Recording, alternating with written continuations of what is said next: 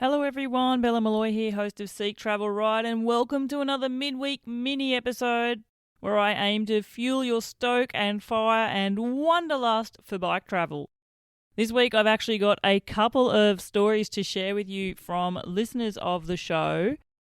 One of them an Irishman, Daragh Cronin, who is currently on an epic adventure down through West Africa. And Dara's going to update us on what it's actually like riding on a day of his trip through Nigeria. And later in the show, I've got a few audio updates from our intrepid traveller, Olly Hargreaves. Olly is about a month into his adventure now. He set off from Derbyshire up in the UK and he's headed for Thailand, and he agreed that he would update us along the way with how his journey has gone so far. I am looking forward to sharing with you what it's been like for Olly on the road, and he's sharing updates that will take us all the way up to the end of his time in Germany. But first, let's listen to what Daragh Cronin has to tell us about cycling in Nigeria. Take it away, Daragh. Hey, how's it going? My name's Daragh Cronin, and I'm a 22-year-old Irishman from Cork in Ireland. And I just bought a bicycle on a whim. I had dreamt of doing a crazy trip like this. I've been lucky to travel the world for about 2 years now, but I wanted to do a trip that really changed my life, and I wanted to do it in a way that would test me, like mentally and physically. And yeah, I had landed on this, and here I am now, probably 6 months later since buying the bike, with zero experience.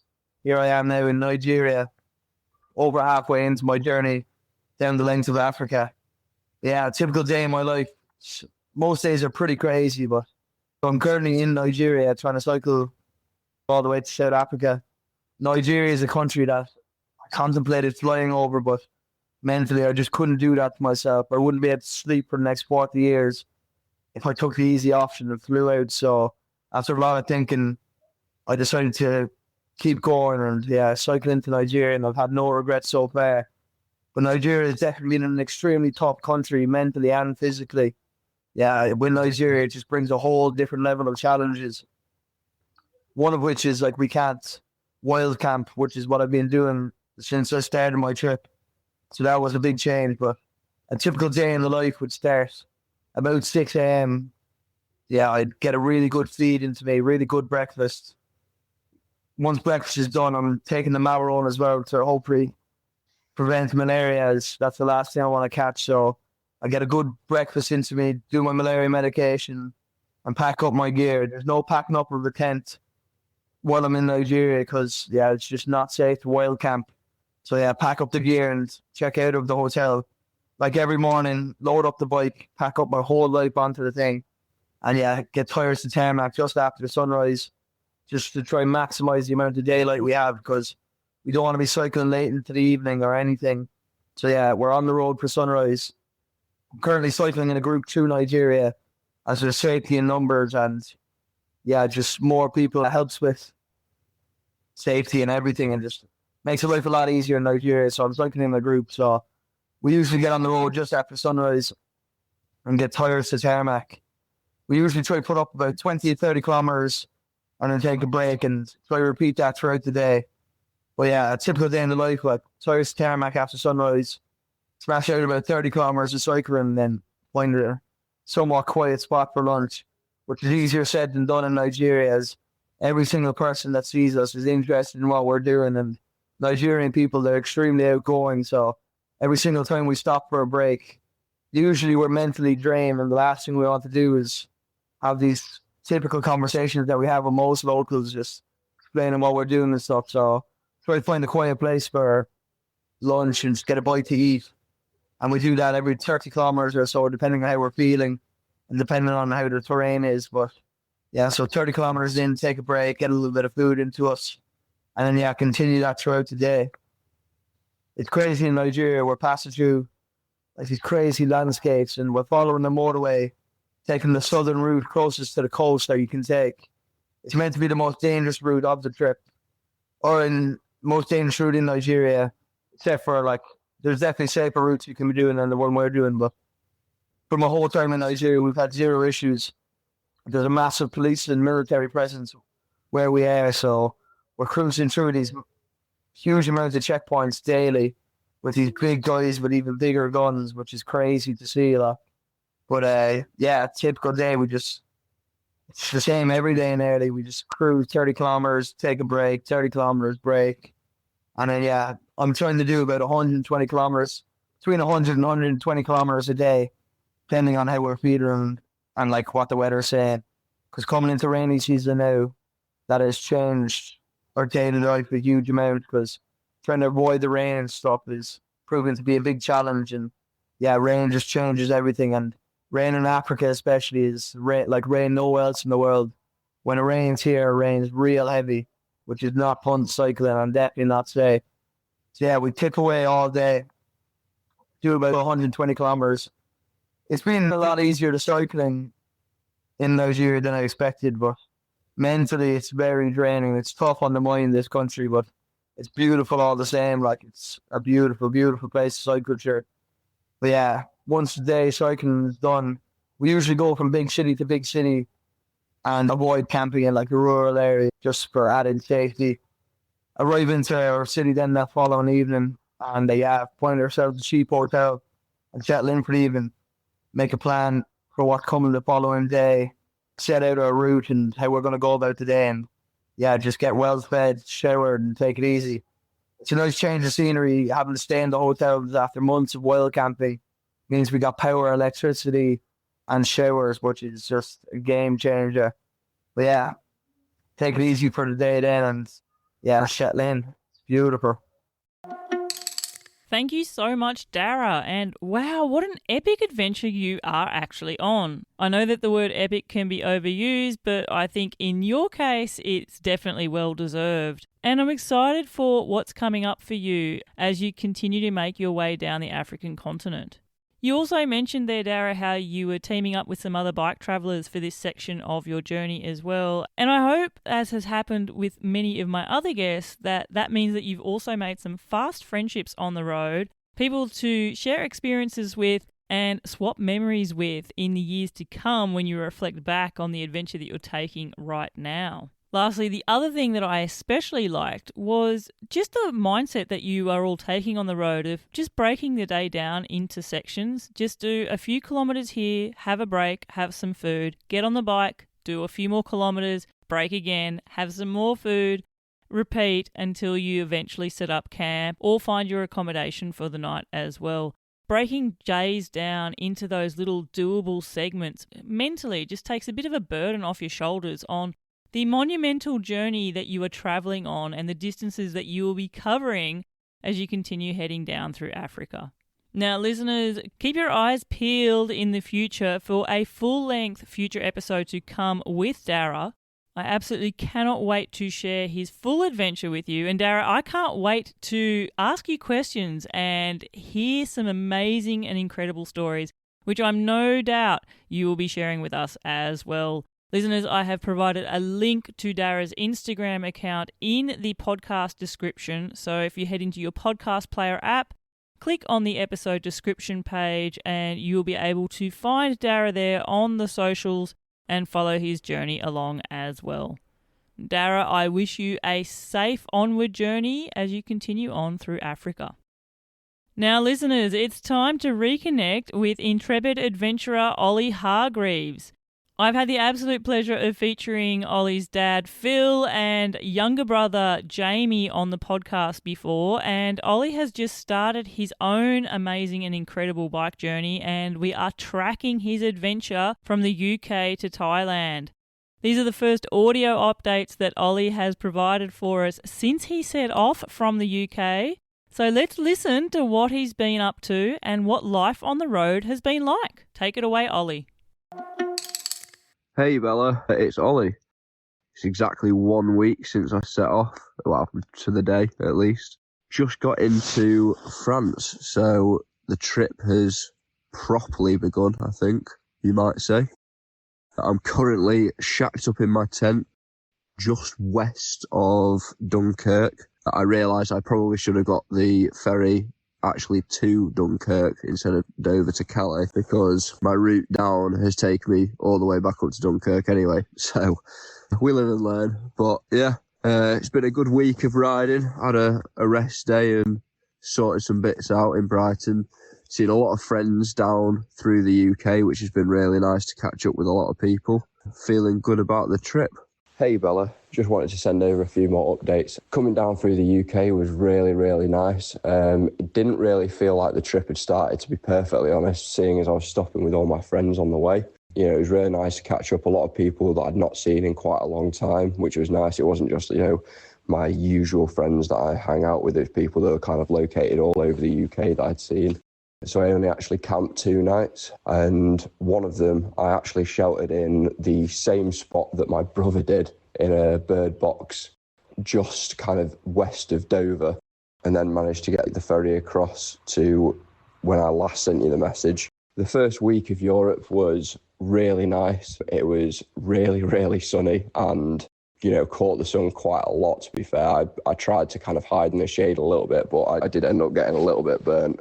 But yeah, travelling through, I only spent a day in France and then went kind of straight into Belgium and had a look along all the war memorials for World War II and World War I. Saw like the Khaki Chums monument, which was the football match that they played in 1914, I think it was, for the Christmas truce. And there was some, quite harrowing events that happened. So it was really nice to see the structures that have been put in place to create a memory of those events. Another thing I'd say was in Belgium, because I couldn't really find much water around, I was kind of knocking on doors and, asking for a bit of water. And the hospitality of all the people that I met along the way was so nice. I knocked on one door and I'd found a tap outside and started trying to fill my bottle up, and she came out and said, "Oh no, it's rainwater, but come in and you can fill it up from the tap." And then she was like, "Oh, do you want anything else? Like, here, have a Coke and stuff." And it was really, really nice about it. And a couple of days later, I did the same thing, knocked on someone's house, and was like, "Oh, I'm really sorry. Like, do you have any water?" And he didn't really speak much English, but he was like, "Oh, yeah, hold on one sec." He had a little dog with him, so he was trying to make sure it didn't run out. And, yeah, went back inside and came out with all these 2-litre bottles of, like, Vittel water, and rather than it just being from the tap, I was like, tap water's fine, but he insisted. And he was like, "Oh, do you need anything else?" And then came out with all this chocolate and goodies for me. And, it was really happy to have been able to help me, which is really, really nice, I think. I think in the UK... I'm sure you do get it if you try, but I feel like over here it was a bit nicer, and I feel like in the UK if you tried that, people would be like, "No, why are you knocking on my door?" But yeah, so coming through Belgium was really nice, and yeah, that's when I think the trip kind of felt like it had actually started, was when I hit Europe. It meant no more familiar faces and proper going for it and kind of being on your own and on the adventure. Then I headed down from Belgium into Luxembourg, which was arguably a little bit out of my way, but I quite wanted to see Luxembourg. I'd heard some good things, and the riding was quite nice. The last day in Belgium was quite hilly, which was the most amount of hills that I'd had since the Peak District, since literally the day that I set off. But then coming into Luxembourg, it was quite flat again. So, yeah, headed into Luxembourg, and then from there went to the city, had a bit of a look around, and then there wasn't a massive amount to see in the actual city. Like, the sites were really cool, but the actual city itself was just a lot of shopping, like Geneva, where you've got all these luxury brands and Rolex and Audemars Piguet and all these expensive watch shops and things like that. Then coming out of Luxembourg, I bumped into another person, and he was just like filling up his car with stuff, and he spotted the English flag, I think, on my bike, and kind of waved me down and said, like, "Oh, where you go?" Like, spoke perfect English. He was like, "Oh, like, where are you heading to?" And got talking to him, and he'd done loads of travelling as well, and cycle toured and all this kind of stuff, and got talking to him, and he was really, really friendly. Offered me a bit of help, and and then it kind of talked to me about like couch surfing and whether I was interested in doing that. And I said that I'd definitely have a look. I thought maybe he'd offer me a place, but he didn't in the end. But it was really nice to talk to him. I think he was really busy. But then, yeah, kind of headed up and spent so long looking for a campsite. I actually ended up in Germany. So I travelled quite far that day. I think it was like 140k or something. It was quite long. Coming into Germany, the first couple of days were really, really nice. Say, coming up from Luxembourg, I actually, again, went out of my way and headed up the River Moselle because I'd spoken to Dad, and obviously he'd had the photo on the Rhine, and he said that the Rhine was really nice to cycle down. So I kind of made my way up the River Moselle, which I have to say was probably the nicest day that I've had so far. It was really nice to cycle along. It was really flat. It was very busy with other people cycling, but it's, you know, not necessarily a bad thing. But the views were incredible.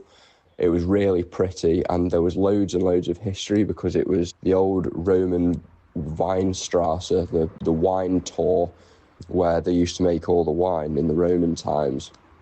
So there was a lot of kind of stuff left over, which was made for a really interesting day, really. And then I kind of, headed over and had another really big hill that took me over from the River Moselle down to the Rhine, where I cycled back down. Where did I go? Mannheim, sorry.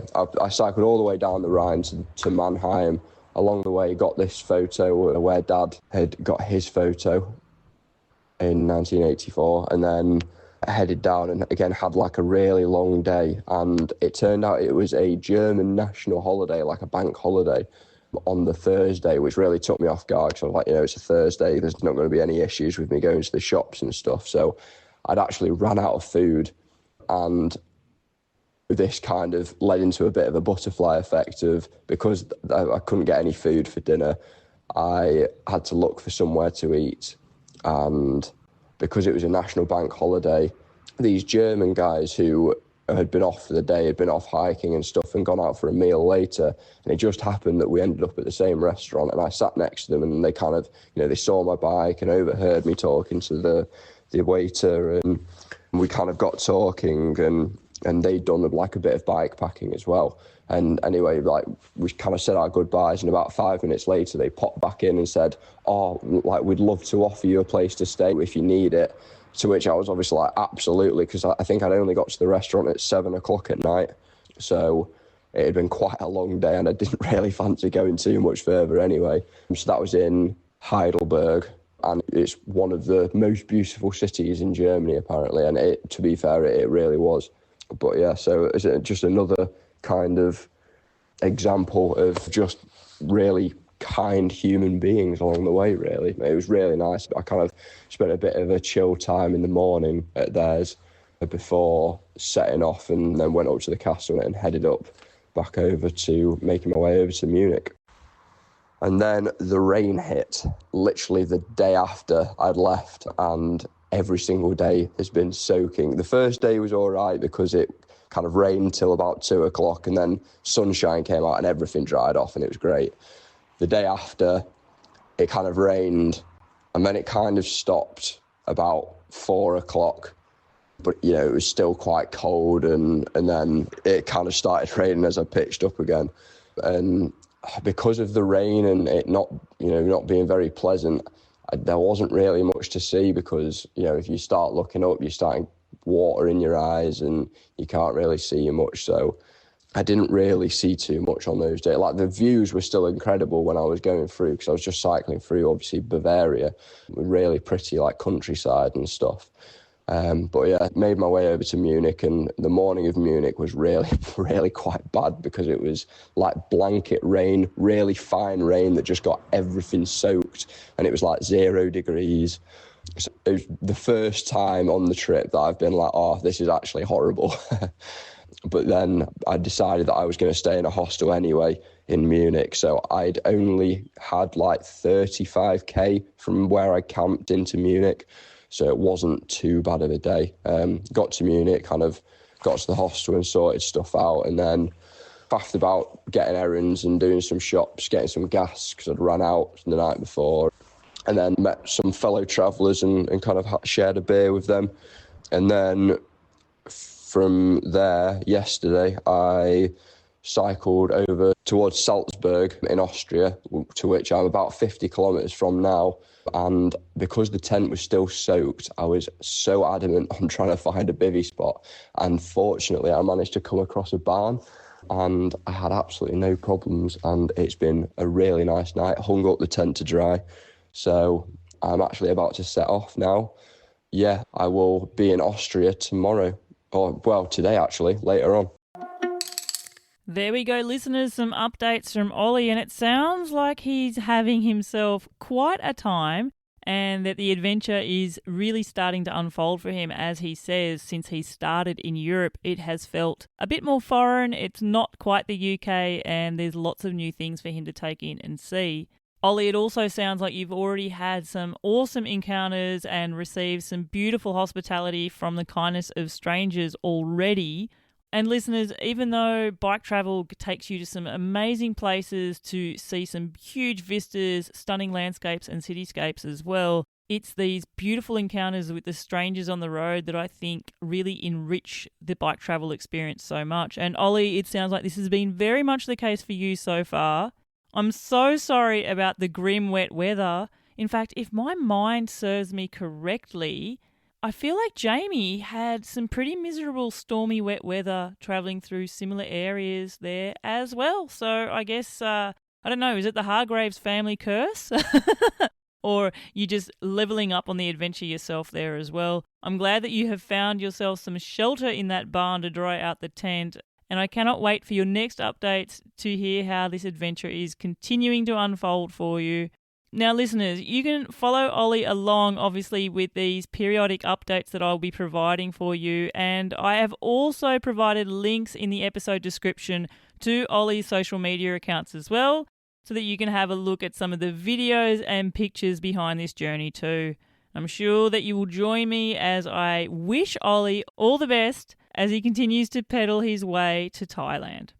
Now, listeners, it's time for one of my favourite parts of these episodes, and that is to say a big, heartfelt, monumental thank you to you, my superfans, who have reached out and shown your appreciation by buying me some coffees. It goes a long way to supporting me to continue to make these podcast episodes for you as well. This week, I am saying a big heartfelt thank you to Susie Alexander, who says, I love listening to the podcast on long, boring drives, or even when I'm working without too much distraction. I'm a 67-year-old grandma, and I did my first month-long trip last fall. I am addicted, and I cannot wait to go again. Well, Susie, awesome. Oh my gosh, I love so much about this message, and the podcaster and adventure cyclist in me wants to hear more about that month-long trip that you took as well. I'd love to know where you went, how it was, what it was like there. And yeah, so get in touch with me and fill in the gaps, please. But also, thank you so much for supporting me and the podcast. You are an absolute legend. And I hope that these episodes continue to stoke your fire for bike adventures and that there are more to come in your very near future. Thanks for supporting me and the podcast. Next, I have A Route Less Travelled. And you've said, Hi Bella, I love your podcast. You're the first person I virtually poured a coffee for, but you won't be the last. I have an entry into this year's TCR and I am downloading past editions of Seek Travel Ride to motivate me and elevate my journey. Thanks for all the terrific content and bringing such interesting guests into my world. Well, A Route Less Travelled, can I just say, good on you for signing up. You have a monumental adventure ahead of you with Transcontinental. You've only really got a few months left to go, so the countdown must be on. And I'm glad that you've been downloading some of the back catalogue to keep you company on what must be some very long training rides as you get yourself ready for your own adventure. Your support means I can continue putting these episodes out each and every week, and I really appreciate it. Keep in touch with me. I want to see your TCR journey unfold. And let's see, maybe there's a podcast episode for you where we can share all about it to our listeners as well. Thanks for supporting me and the show. Now, listeners, if you want to do as Susie Alexander and A Route Less Travelled have done, you too can buy me a virtual coffee. Simply head to buymeacoffee.com/Seek Travel Ride. Buy me a coffee, and most importantly, let me know, what is it you're loving about Seek Travel Ride and where is your next bike adventure going to take you? And until the next episode, I'm Bella Malloy. Thanks for listening.